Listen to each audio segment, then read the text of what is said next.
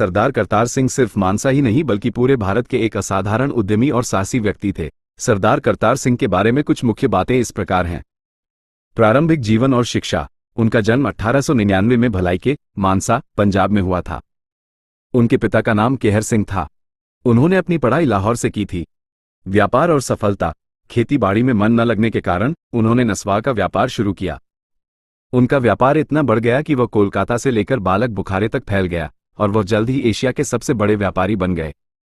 ये जानकारी उनकी दूरदर्शिता और अंतर्राष्ट्रीय व्यापार में उनकी रुचि को दर्शाती है। 1930 के दशक में पासपोर्ट बनवाना और विदेश में व्यापार करना एक दुर्लभ उपलब्धि थी। गाड़ियों का शौक। उन्होंने 1935 में मुंबई से एक विंटेज कार खरीदी और 1936 में एक मर्सिडीज बेंज भी खरीदी। यह उस समय की एक असाधारण उपलब्धि थी जब मानसा के लोग शायद ही कार देख पाए थे। जहाज खरीदने का प्रयास। 1940 में उन्होंने अपना खुद का जहाज खरीदने का प्रयास किया, लेकिन ब्रिटिश सरकार ने उन्हें इसकी अनुमति नहीं दी। उस समय भारत के वायसराय लॉर्ड लिनलिथगो थे। ब्रिटिश सरकार के साथ टकराव। लॉर्ड लिनलिथगो ने जब उन्हें अपने साथ काम करने का प्रस्ताव दिया तो उन्होंने ये कहकर मना कर दिया कि उनका संबंध गदरी बाबो, गदर पार्टी के सदस्यों के साथ था। इस इनकार के बाद ब्रिटिश हुकूमत ने उन्हें परेशान करना शुरू कर दिया।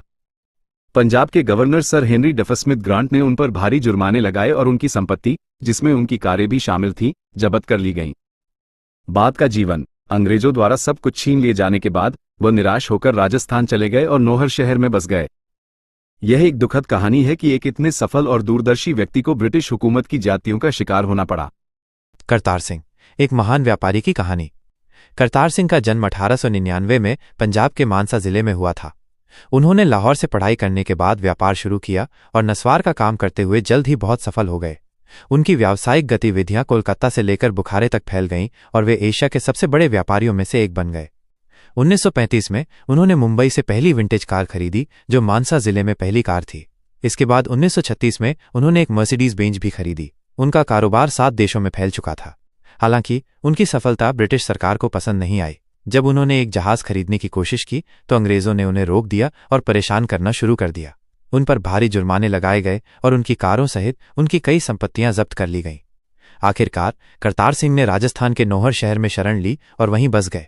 उनकी संपत्ति अरबों में थी, लेकिन अंग्रेजों ने उनकी अधिकांश दौलत छीन ली। उनकी कहानी हमें सिखाती है कि सफलता के साथ साथ चुनौतियां भी आती हैं और उनका सामना करना जरूरी है।